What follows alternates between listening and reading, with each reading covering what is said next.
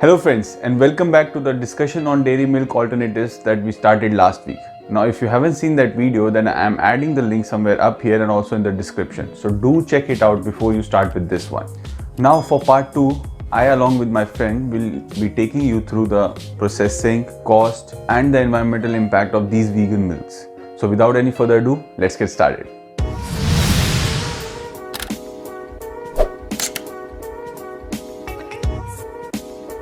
No one allows to use any non-dairy alternatives to use the word milk, but companies who wants to come out, who are developing alternative like milk, uses this word in order to attract customers that this product is similar in taste or characteristics with the dairy segments like cow milk or maybe buffalo milk. Okay, so if we are still calling these alternatives milk, then how different or similar is the processing of a dairy milk and a vegan alternative? Throughout the world, processing of any dairy milk, maybe it is cow, buffalo, or any other, it's common standard. If you want maybe shelf life of maybe 3 to 7 days, then simple pasteurization, that is treatment at 72 degrees Celsius for 15 seconds works. And you can pack in any packaging, maybe in India, because we want economical packaging alternatives, so we normally use polyethylene pouches, but in US or maybe UK, people use PET bottles or maybe glass bottles, etc. So for milk it's standard, and regarding processes, normally homogenization or standardization of fat content is the normal process for people follow for the milk. Okay, and if you want a high shelf maybe of 6 months or so, or up to 6 months, then you can use UHT processes made by Tetra Pak or some other companies. Okay, so that can give easily shelf life of 6 months, because they are using what we say multi-layer packaging and treatment at 140 degrees Celsius for maybe 3 to 6 seconds. But when we comes to different nut alternatives, okay, so each and every nut has different processes. Suppose if we want to go with almonds, okay, so each and every company has their standardized process. Some uses deep peel, what we say blanching of the almonds before crushing them, some soaking of the almonds before crushing them, and then different levels of homogenization, different levels of pressure during the processing, then UHT. Okay, so it's a very cumbersome and big process.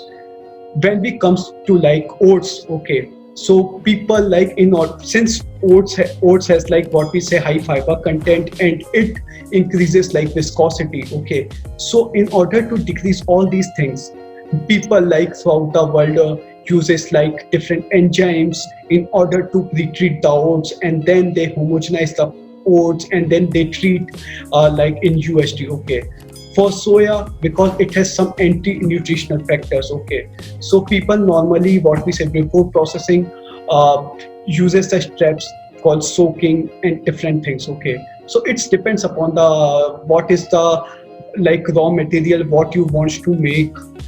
Accordingly, in different nuts or non-dairy segments, people use this process. Okay. And then I was also telling my viewers about the sustainability aspect of milk and other vegan alternatives. And what I've read about rice in specific is that it's also highly intensive in terms of the agriculture input, and therefore it comes very close to milk in terms of its carbon emission and water usage. So what is the case with other vegan alternatives? Do they consume the same amount of water, or what do you think would be their environmental impact, less or more than that of milk?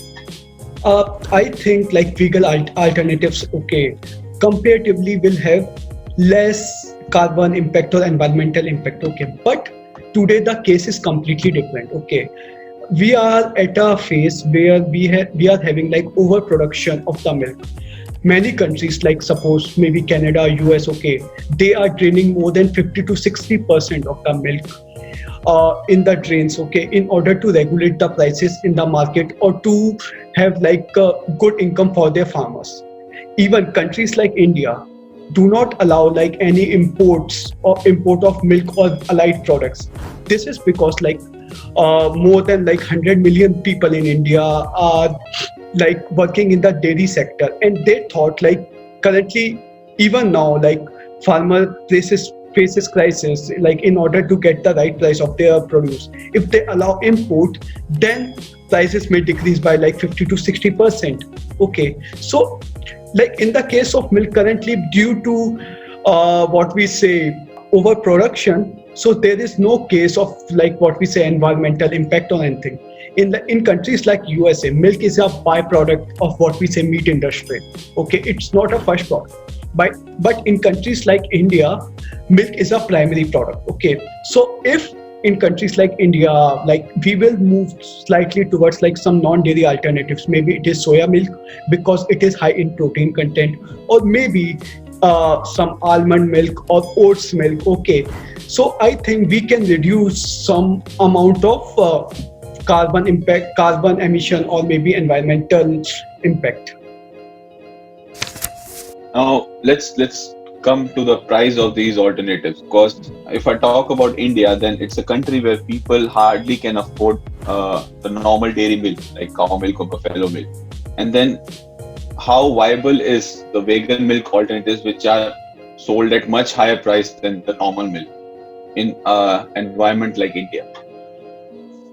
Like everything, like when you see anything, everything depends upon like supply and demand. Okay, currently demand of all these things, maybe any dairy alternative, is very minimal. Okay, very minimal as compared to dairy alternative. That's why the prices are high. Okay, if you will go with unit economics, okay, I think these alternatives like has the capacity to be sold at less than what currently milk is selling. Okay, maybe 50% of the price of the milk. But since demand is not there, and even in milk there is no tax, or like no or very little tax in India, that is GST. Okay, but in almond milk or maybe any other milk, it is like more than 12 to 18% GST. Okay, other thing is retailer margin. Okay, for milk it is around like, for dairy milk it is around 3%. Okay, but for almond milk or any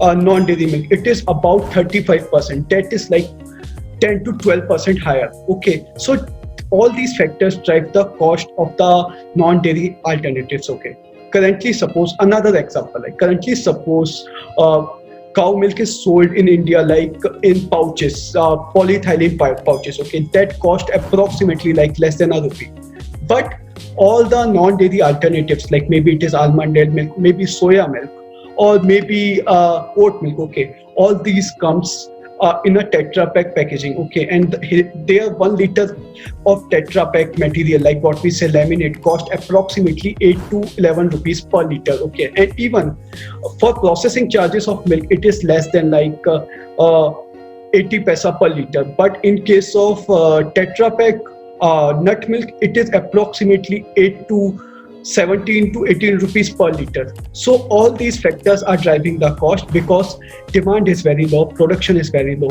That's why. But in future, if somehow like people will like the taste of these alternatives, or people are starting buying, then I think in the future they will come in the same price bracket of the milk, or maybe lower. So I just had one more thing to ask, that when we talk about an alternative, it is supposed to be a replacement in all terms. But when I was looking at the vegan alternatives, the milk ones, I saw that none of them is as complete in terms of nutrition as a normal cow milk or dairy milk is. So what can be done like at the industry level to like sort this thing out? In various what we say Indian literatures, okay, maybe it is Hindu mythology, or maybe Jain mythology, or maybe any other religion. Okay, in India, what we say, milk is treated as a amrit, okay, or holy water. Okay, and it is a complete food. This is because like it provide adequate proportion. Maybe it is protein, maybe it is carbohydrate, or maybe it is like sugar, vitamins and minerals. So it has mostly all the components in adequate amount. Okay. Now, when we comes to alternatives, so soya milk, like soya milk has what we say good amount of protein, or maybe it is comparable to milk when if we dilute it, like suppose 7 to 8 times. Okay, that generally done in industry. So it has protein comparable to normal cow milk, but it has some nutty taste and doesn't have like what we say mouth feel as compared to cow milk. Okay, now comes to like cashew milk. Okay, it has like what we say good mouth feel because of like higher fat content, but doesn't have like what we say protein content. Okay, almond milk has good like micronutrients and even protein content. Okay, but its price is high.